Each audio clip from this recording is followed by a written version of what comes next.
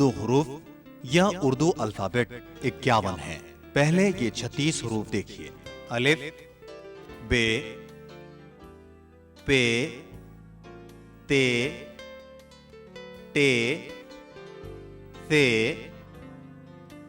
Gym, चे, हे, खे, दाल, डाल, दाल, रे, रे, जे, जे, सीन, शीन, सौद, जौद, तोए, ज़ोए, आइन, गैन, फे, काफ, काफ, गाफ, लाम, मीम, नून, वाव, हे, ई, ए। अब ये 15 हरूफ देखिए। भ, फ, थ, ठ, झ, छ,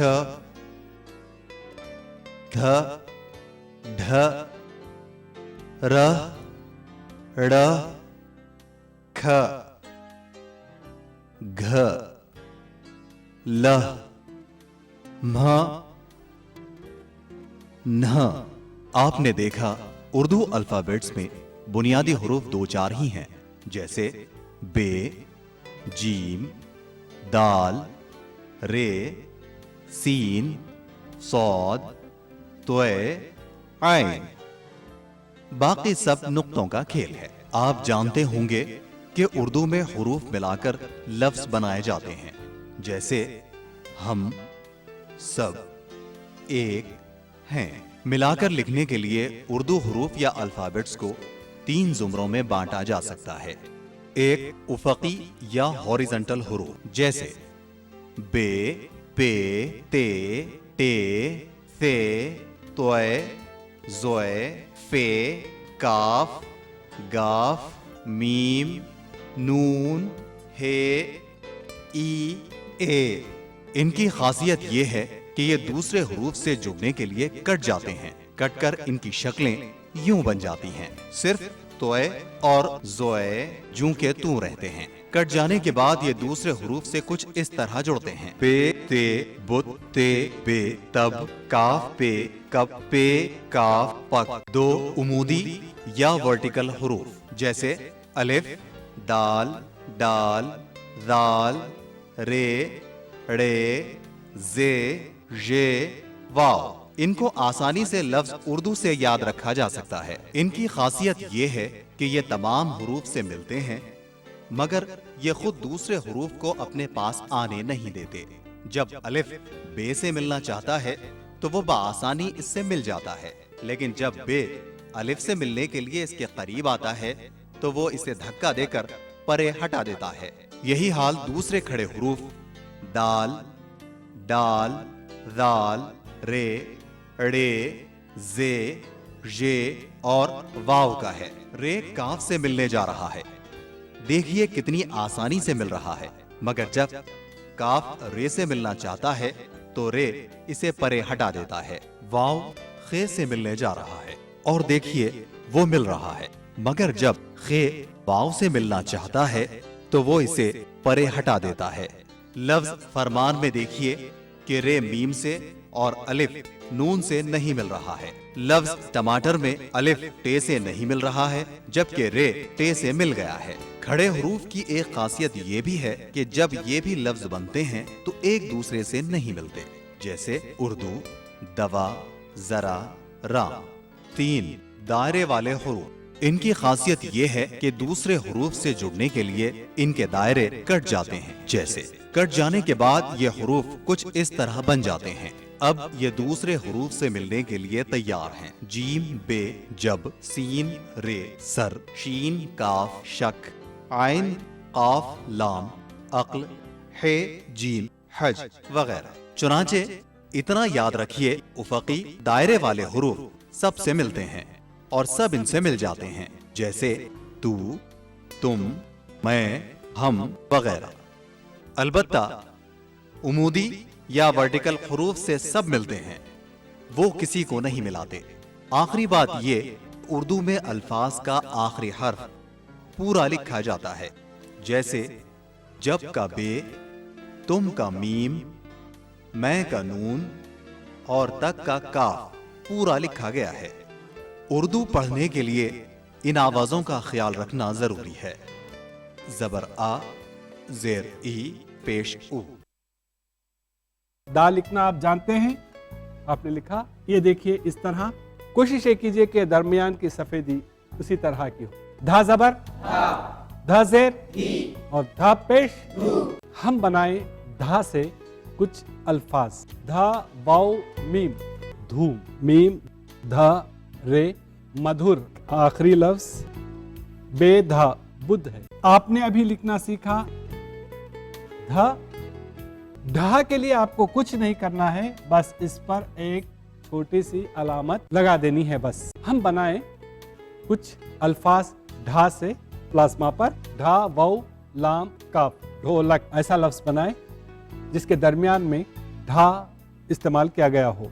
नून ढा दरमियान में है, अलीफ लाम। निढाल। अजीज दोस्तों, आदाब अर्ज़ है। आओ उर्दू सीखे की आलमी जमात में आप सबका दिली खैर मकदम है, खुशामदीद।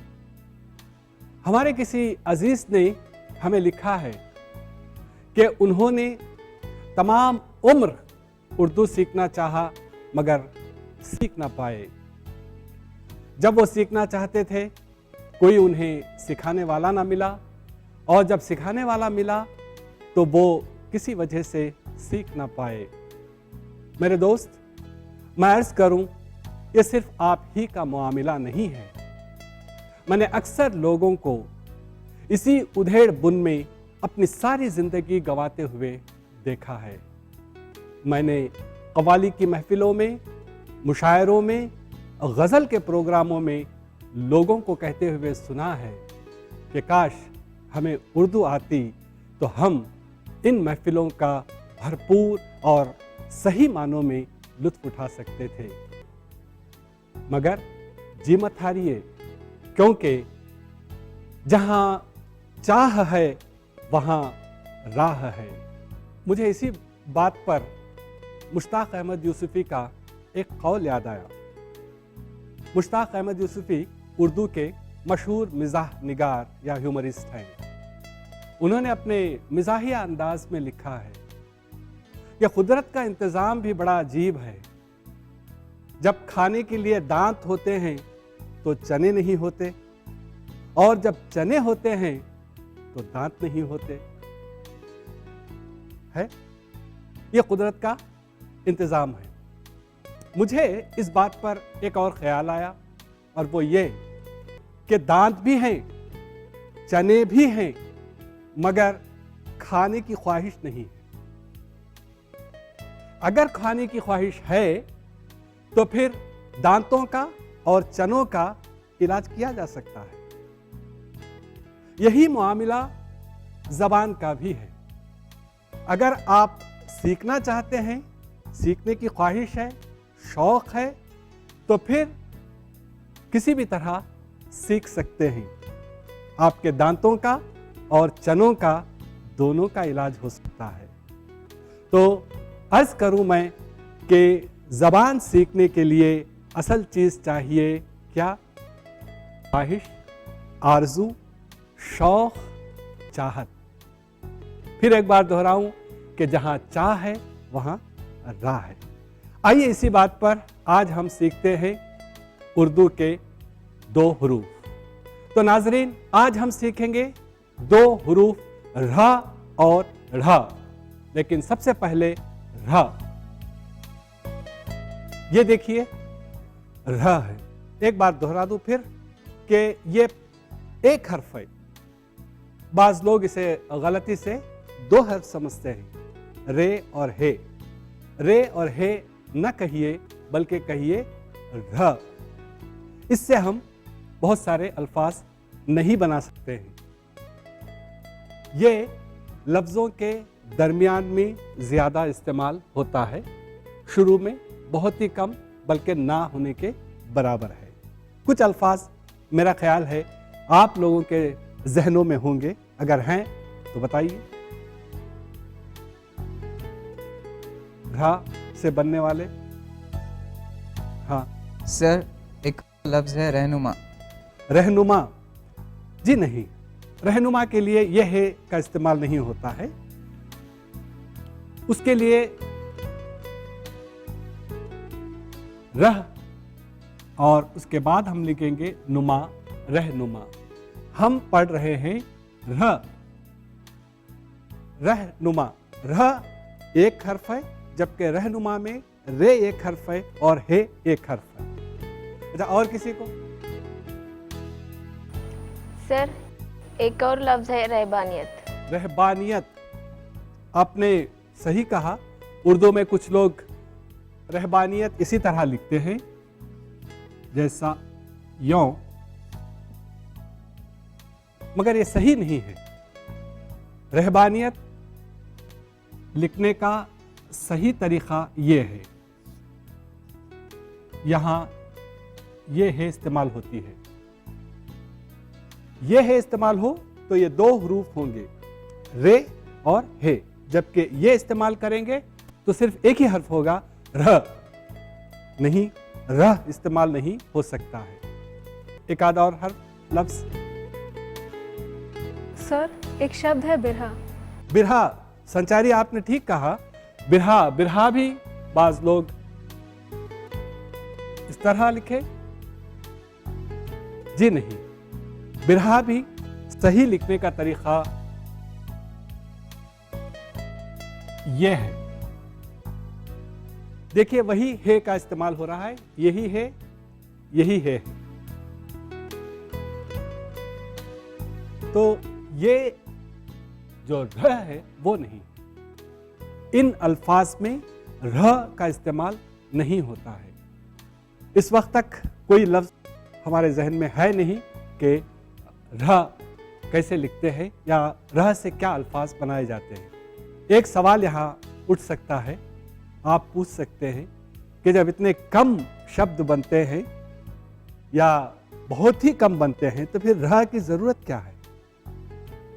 एक अच्छा सवाल हो सकता है। जरूरत है इसलिए कि ये र लफ्जों के दरमियान में कहीं कहीं इस्तेमाल में आता है, एक बात है। दूसरी बात यह भी है कि जब हम बोलचाल की जबान, बातचीत की जबान को लिखना चाहें तो वहां रह का इस्तेमाल बहुत कारआमद हो सकता है। हम लिखेंगे कहां? अफसानों में, नावलों में, ड्रामों में। जब हम उनके मुकालिमे या डायलॉग लिखेंगे तो वहां रह का इस्तेमाल हो सकता है। मान लीजिए कि आप किसी घर की नौकरानी का एक किरदार लिख रहे हैं, फिर आपको उसकी जबान लिखनी पड़ेगी, तो वहां आप ये इस्तेमाल कर सकते हैं। एक और वजह, हमारी जो बोलियां हैं, हिंदुस्तान में कई बोलियां बोली जाती हैं, 500 से ज्यादा, तो उन बोलियों में कई ऐसे अल्फाज आते हैं जिन्हें हम रे हे से नहीं लिख सकते बल्कि र से ही लिख सकते हैं। तो अगर उन्हें लिखना पड़े तो वहां आप इस र का इस्तेमाल कर सकते हैं। ठीक है, तो यह रहा रह का एक छोटा सा तारुफ या इंट्रोडक्शन। अब आइए हम सीखते हैं रह लिखना, देखते हैं कि रह कैसा लिखते हैं। बहुत आसानी के साथ आप रे लिख दिया, उसके सामने एक इस तरह की शक्ल है, गौर करके देखें, और वो ये है कि ये जो सफेदी आपको दिखाई दे रही है,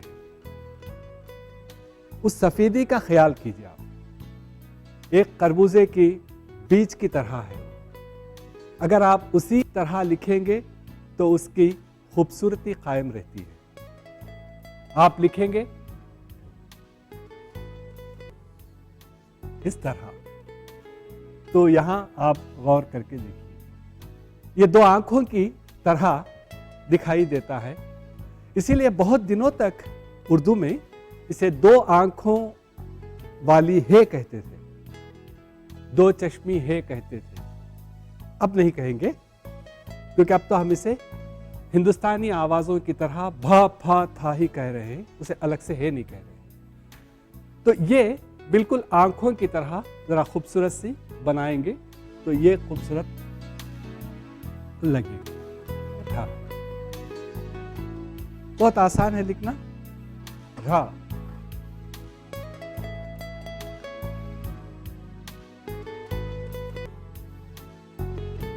बिल्कुल सही है। आइए,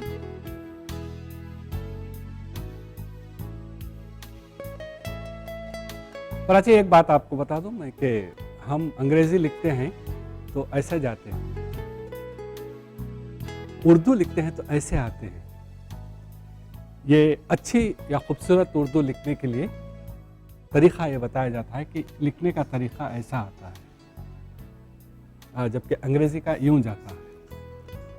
ठीक है, तो ये खड़ा हुआ है, इसको आप ऐसा थोड़ा सा झुका देंगे ना तो ये खूबसूरत बन जाएगा ये।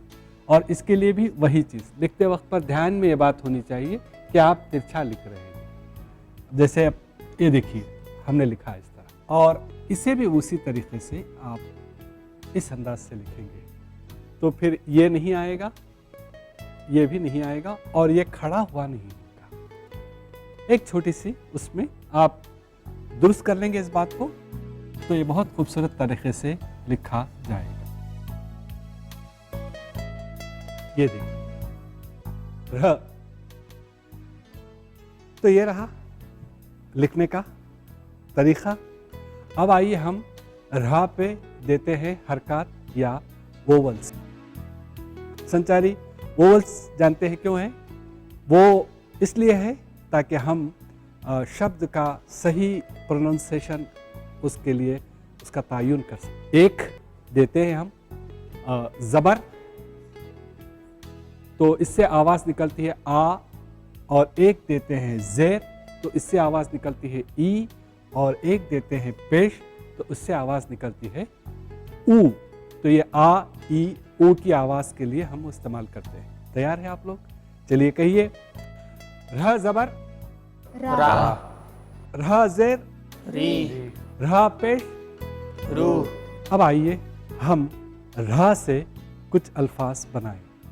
एक बार फिर कह दूं मैं कि बहुत कम लफ्ज़ हैं और वो भी लफ्ज़ों के दरमियान में इस्तेमाल होते हैं। दो चार लफ्ज़ बना लेंगे।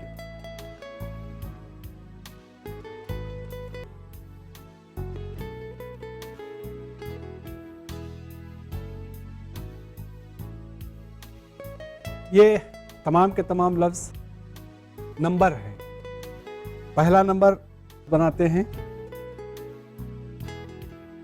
गाफ, ये अलीफ, र, वाव, अलीफ और नून। क्या हो सकता है?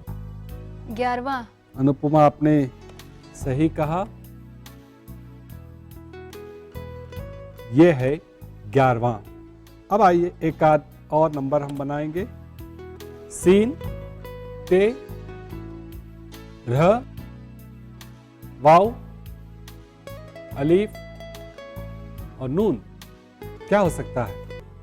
17वां, करीम, आपने बिल्कुल सही कहा,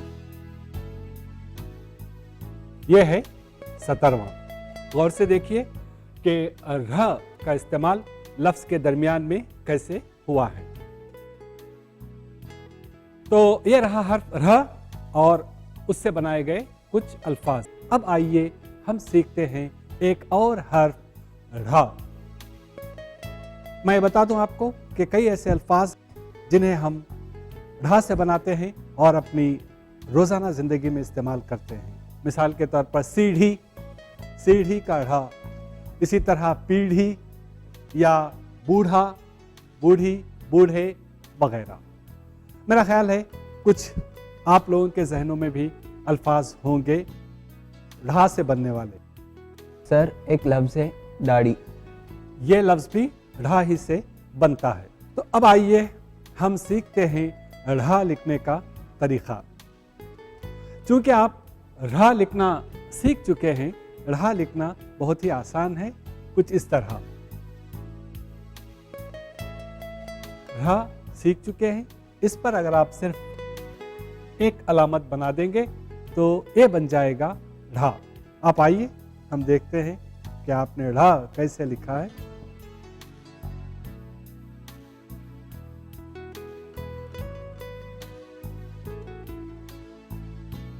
ढा, जी हाँ, आइए।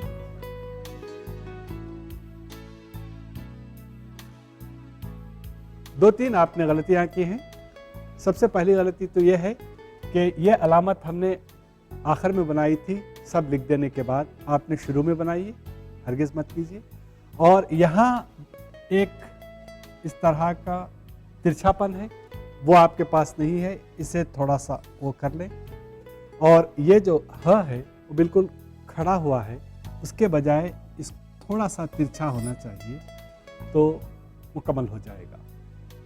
एक बार फिर देख लीजिए, ये है ढा, आसानी के साथ लिखा जा सकता। अब आइए हम ढा पर देते हैं हरकत। ढा ज़बर, ढा ज़ेर, ढा पेश, अब आए हम बनाएं कुछ अल्फाज ढा से। मगर पहले ये आपको बता दूं कि रे और ढा दोनों से कोई लफ्ज़ शुरू नहीं होता है, कोई लफ्ज़ शुरू नहीं होता, ना रे से ना ढा से। ये लफ्ज़ के दरमियान में इस्तेमाल होता है या लफ्ज़ के आखिर में। कुछ अल्फाज हम बनाएंगे प्लाज्मा पर।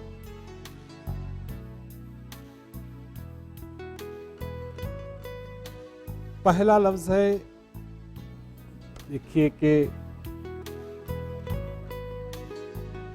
गाफ अलीफ, ढ अलीफ, क्या होगा? गाढ़ा। देखिए इस तरह गाफ अलीफ गा, ढ और अलीफ, ये है गाढ़ा। अब आइए कुछ ऐसे अल्फाज बनाएं जिनके आखिर में रे का इस्तेमाल होता हो, जैसे रे, ये, ढे। कौन बताएगा? रीढ़। ये जो रीढ़ की हड्डी होती है, रे, ये है रीढ़। और ये है देखिए चे, ढे, चढ़, चढ़। और अगर आप इसमें नून और अलीफ मिलाएंगे तो ये बन जाएगा चढ़ना। एक दाल अलीफ ढे, क्या होगा? दाढ़। जी हाँ, इसे अगर मिलाकर भी आप लिखेंगे तो ये वैसे ही होगा। एक और लफ्ज़ है इसी तरह मिलता हुआ, दाल ये, दाल ये ढे, डेढ़। डेढ़, दाल ये डेढ़। एक आखिरी लफ्ज़ है बे अलीफ ढे। मोहित कहिए। बाढ़। बाढ़, सही है।